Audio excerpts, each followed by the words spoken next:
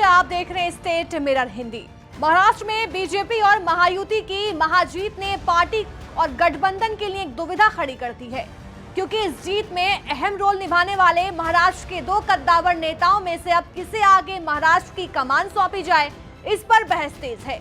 जी हां, हम बात कर रहे हैं एकनाथ शिंदे और देवेंद्र फडणवीस की। महाराष्ट्र में बीजेपी और महायुति की विजयी सुनामी के बाद अब सवाल उठ रहे हैं कि आखिर महाराष्ट्र का अगला मुख्यमंत्री कौन होगा। महाराष्ट्र के सीएम पद को लेकर मुंबई में पोस्टरबाजी भी शुरू हो गई है।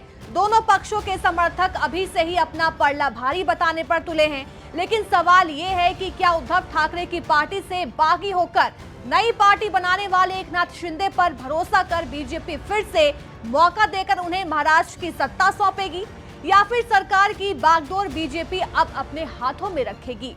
इस पर महाराष्ट्र सीएम एकनाथ शिंदे और डिप्टी सीएम देवेंद्र फडणवीस दोनों ने लगभग एक जैसी मिलती जुलती बात कही है। तीनों दलों के नेता एक साथ बैठकर इस मुद्दे पर फैसला लेंगे।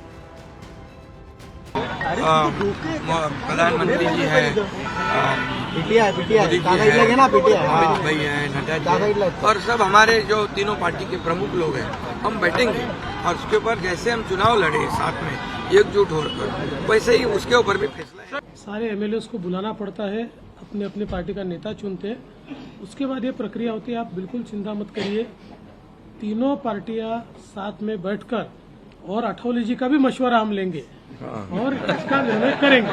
दरअसल महाराष्ट्र की जीत किसी एक पार्टी की नहीं, बल्कि महायुति की जीत है।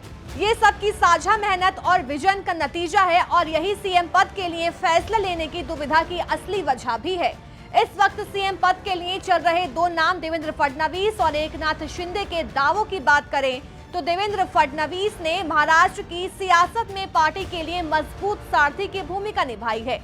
इस प्रचंड जीत के खेवनहार देवेंद्र फडणवीस रहे। फडणवीस के जागो हिंदू जागो के नारे ने महाराष्ट्र में हिंदुत्व की सुनामी ला दी थी। फडणवीस हमेशा से बीजेपी आलाकमान के भी काफी करीबी माने जाते हैं। पहले भी मुख्यमंत्री रह चुके हैं और पिछली महायुति सरकार में डिप्टी सीएम बनना स्वीकार कर पार्टी का आधार बढ़ाते रहे। उन्हें इस धैर्य का पुरस्कार पार्टी की तरफ से मिल सकता है। इतना ही नहीं, एकनाथ शिंदे की पार्टी को किनारा भी कर दे तब भी राज्य में बीजेपी सरकार बन सकती है। यही वजह है कि सीएम पद की रेस में देवेंद्र फडणवीस का नाम सबसे आगे बताया जा रहा है। हालांकि सीएम की कुर्सी को लेकर एकनाथ शिंदे अपना दावा मजबूत करते दिखाई दिए, जब उन्होंने जीत का क्रेडिट अपनी सरकार की कल्याणकारी योजनाओं को दिया। न भूतो न भविष्य तो ऐसी विक्ट्री जो इस बार मिली है, जो 2-2.5 साल हमारी महायुति ने काम किया है, ये महायुति ने जो काम किया है उसके काम के ऊपर ये जनता ने शिक्कामोर्तब किया है, काम को तवज्जो दिया है, प्राथमिकता दी है, और इसीलिए महायुति को इतनी बड़ी जीत हासिल हुई है। इसलिए मैं महायुति के पूरे महाराष्ट्र की जनता को तो धन्यवाद देता ही हूँ, उनका स्वागत करता हूँ, लेकिन महायुति के सभी कार्यकर्ताओं को भी धन्यवाद देता हूँ। उन्होंने जो काम किया है बहुत ही बढ़िया काम किया है और इस चुनाव में हमारे महायुति को जिताया है। महाराष्ट्र के वर्तमान सीएम एकनाथ शिंदे का फिर से अगला सीएम बनने का दावा भी मजबूत है। इसके पीछे की वजहों को देखें तो महाराष्ट्र में जिन सीटों पर दोनों शिवसेना के बीच सीधी टक्कर रही, उनमें से ज्यादातर सीटों पर शिंदे गुट के उम्मीदवार आगे रहे। एकनाथ शिंदे की ही पकड़ थी कि लोगों ने शिंदे की सेना को ही असली सेना समझ लिया। चुनाव जीत का गेम चेंजर माना जा रहा है शिंदे की चलाई लाडकी बहन योजना। लोकसभा चुनाव में शिंदे सेना ने जिन 15 सीटों पर चुनाव लड़ा था, उनमें से 7 पर जीत हासिल की थी।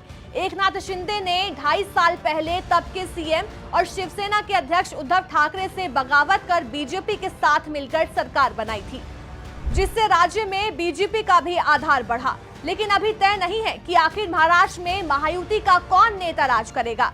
अगर फडणवीस को महाराष्ट्र की बागडोर सौंपी जाती है तो सवाल ये भी है कि जीत में अहम भूमिका निभाने वाले एकनाथ शिंदे को क्या मिलेगा।